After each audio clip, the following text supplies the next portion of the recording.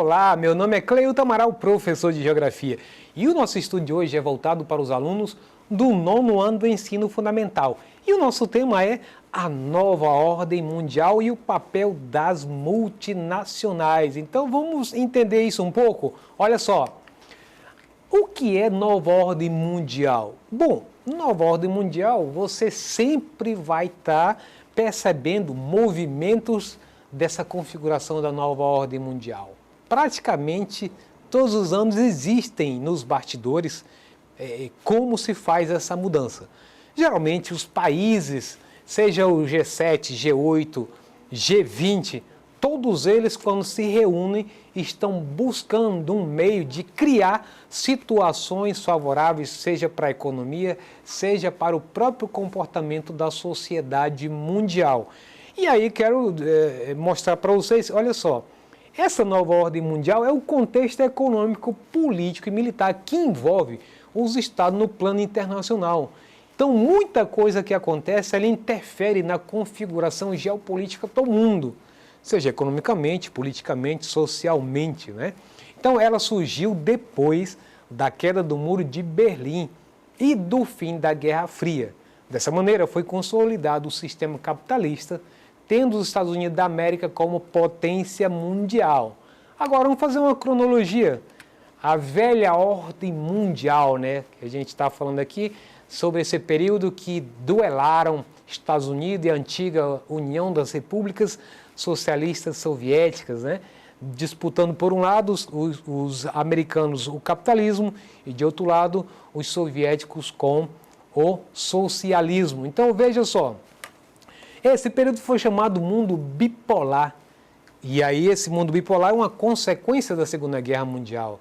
Quando eu quero exatamente fazer essa cronologia, porque a nova ordem mundial ela tem a ver com esse passado importante para a gente entender de onde é que vem essa busca de uma nova ordem mundial, que ela sempre sofre algumas alterações e a gente percebe que com a própria pandemia muita coisa vai ficar modelada para uma nova ordem mundial, ou seja, uma adaptação de uma ordem mundial vigente. Então veja que o enfraquecimento das grandes potências europeias, a emergência de duas potências com ideologias e interesses divergentes, as duas superpotências procuram influenciar e dominar território. Então nós estamos falando de quem? Estamos falando dos Estados Unidos e da antiga União Soviética. Então todas essas características são resultado do enfraquecimento das potências europeias que ficaram arrasadas com a Segunda Guerra Mundial e, portanto, deu espaço para que o mundo fosse dominado, seja ideologicamente ou até mesmo de ocupação de território militarmente por essas potências, que resultaram em muitos conflitos famosos, como o do próprio Vietnã e também do Afeganistão. Do lado do Vietnã, os americanos estavam guerreando contra os vietnamitas, mas por trás quem financiava eram os russos e fez com que os americanos tivessem uma derrota humilhante. Quando os russos entraram no Afeganistão, aí sim os americanos ficaram por trás financiando os talibãs, que até hoje ainda existem, e levou também a uma vergonhosa derrota e retirada da União Soviética do Afeganistão sem conseguir controlar aquele país. Aliás, é um país que é famoso por nenhuma nação conseguir ter domínio sobre esse país. Os Estados Unidos estiveram lá e tiveram que sair, inclusive abandonaram tudo que tinha para lá, porque não conseguem resolver a problemática de lutas internas de grupos étnicos rivais que existem ali, além das milícias armadas que são financiadas por países vizinhos. Na sequência, os maiores beneficiados com a guerra foram os Estados Unidos, como disse. E aí olha esse detalhe aí, no auge do esforço de guerra era produzido um navio por dia, gente. Sabe o que é um navio por dia? E um avião a cada 5 minutos. E isso vai explicar, em parte, o porquê que os Estados Unidos saíram fortalecidos, porque todo mundo arrasado pela guerra, ele passou a ser o grande fornecedor de insumos para o mundo inteiro. E aí, isso vai nos ajudar a entender também qual é a ligação direta que há com as multinacionais? Ora, as principais empresas americanas, elas findaram se espalhando pelo mundo inteiro, pela força, pela pujança que elas passaram a ter em função de se tornarem os maiores conglomerados empresariais do mundo. E aí você pode até perguntar assim, mas tem a China, que hoje tem maiores empresas, mas e se eu te disser que as empresas que estão na China, boa parte delas migraram dos Estados Unidos para lá, em função das condições favoráveis de custo de produção menores, matéria-prima, mão de obra semi-escrava? Aí você diz, e o Japão? Pois é, o Japão, quando foi arrasado pelos Estados Unidos, recebeu ajuda financeira americana e, portanto, a grandeza japonesa foi com o apadrinhamento americano. Então, de certa forma, as gigantes multinacionais ou transnacionais ou são americanas ou têm participação de capital americano nessas outras empresas, ou chinesas, ou japonesas, ou qualquer outro país do mundo. Isso a gente tem que assinalar. Então, a indústria aeronáutica passou a liderar a indústria americana. Então, esse mundo bipolar, ele teve essas características que estão aí na sua tela. O plano Marshall, recuperação da economia europeia com empréstimos facilitados, né, a longo prazo, esforço para deter o avanço soviético, reavivar a economia de mercado para manter o capitalismo vivo e ajudar a reconstrução das economias nos países europeus através de doação de recursos, que ao contrário de outros países que pegaram dinheiro, não foi uma doação ou empréstimo facilitado, foi mantendo uma dívida que se perpetua até os dias atuais. E aí o nascimento da Guerra Fria é exatamente a rivalidade entre Estados Unidos e União Soviética, irá originar o período da Guerra Fria, né? Foi entre 1947, ou seja, pós Segunda Guerra Mundial, até 1991. Foi uma guerra de poder, não era uma guerra quente com armas, mas era uma guerra ideológica, de acusações, de ameaças. Se você mexer comigo, eu posso soltar uma bomba nuclear. Então, esse foi um período de grande temor para o mundo em função, todos já conheciam que a guerra atômica que tinha sido detonada em Nagasaki e Hiroshima trouxe um dano irreversível, tanto com as mortes das pessoas, como a longo prazo pelas famílias que nasciam com anomalias, né, em função de efeitos da radiação nuclear. Então as pessoas passaram a temer até então um elemento que não era conhecido. Então, como a União Soviética e Estados Unidos eram detentores do maior arsenal nuclear mundial, então todas ficaram abaixo no guarda-chuva dessas duas potências, certo? Então, mas essa Guerra Fria chegou ao seu fim. Então a gente está tentando fazer uma cronologia até chegar a uma nova ordem mundial. Então, desde 1989, a humanidade começou a assistir uma série de eventos que até então eram inimagináveis.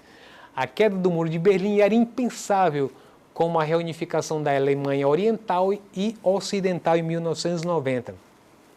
Por fim, a própria União Soviética, em 1991, foi dissolvida. Então, na imagem, você tem aí o fim do Muro de Berlim, que separava em Alemanha Oriental e Alemanha Ocidental. Então, hoje, a Alemanha, dessa Alemanha unificada, busca a modernização dessa Alemanha Oriental, que ficou por décadas atrasada, porque ficava do lado socialista, sob a tutela da União Soviética. Então, a nova ordem multipolar, hoje no mundo multipolar pós-guerra fria, o poder, olha o detalhe aí, é medido pela capacidade econômica do país, que envolve disponibilidade de capitais, avanço tecnológico, mão de obra qualificada e nível de produtividade. E aí, a China possui a economia que mais cresce no planeta. Isso porque possui a maior população do mundo e, portanto, um grande mercado consumidor. Então, veja que, na atualidade, não é somente a questão do poderio militar, mas é você ter o controle tecnológico também, que isso perpassa pelo controle das outras nações. Inclusive, a própria tecnologia, hoje assimilada pelo setor militar, também é uma forma de subjugar as outras. Então você tem uma tecnologia civil que você tem que ter o controle dela, e aí muitas nações hoje conseguiram ascender no grupo das nações poderosas nesse sentido, como é o caso de Israel, que hoje exporta tecnologia de segurança militar para o mundo inteiro, mas não só civil, essa que a gente usa no nosso dia a dia de computador, celular. Então, a militar e civil estão casadas totalmente dependendo da parte tecnológica. Então, na sequência, nós temos aí que qual é o papel desse mundo moderno e as multinacionais? Mundo moderno ainda, eu digo globalizado, que todo mundo está próximo de todo mundo, as comunicações são cada vez mais aceleradas, as operações financeiras cada vez mais rápido, num clique do seu celular você faz operações.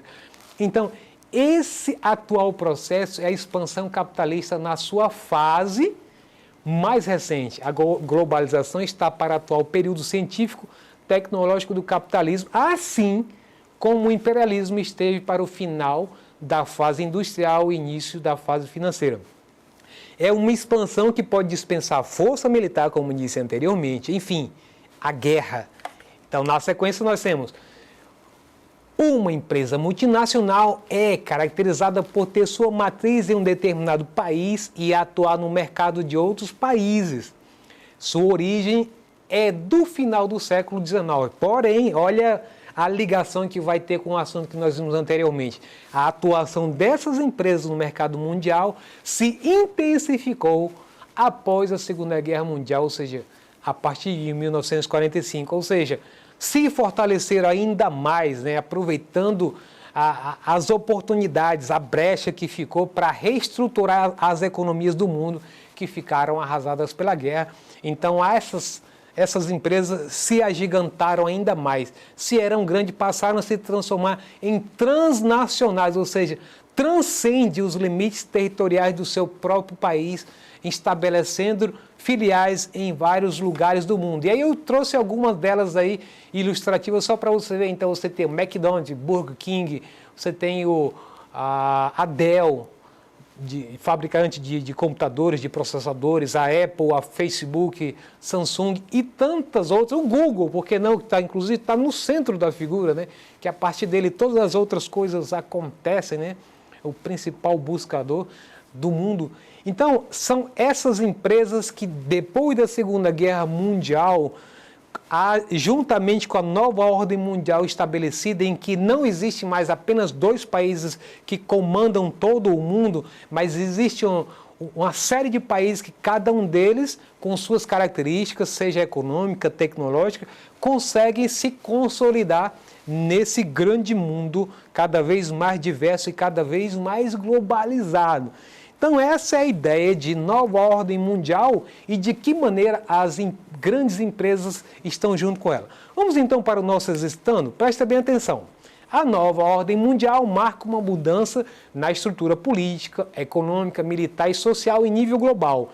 O acontecimento político que marca o início dessa nova ordem é o, letra A, término da Primeira Guerra Mundial, B, fim da Guerra Fria, letra C, começo da Primavera Árabe, ou letra D, processo de globalização? Então, vamos lá então? Se você respondeu que a resposta correta é a letra B, tá certo. Então, é o fim da Guerra Fria. Com isso, a gente encerra a nossa aula de hoje. Se você quiser acessar esse componente curricular ou qualquer outro, basta acessar esse link que está aqui embaixo. Um abraço e até a próxima!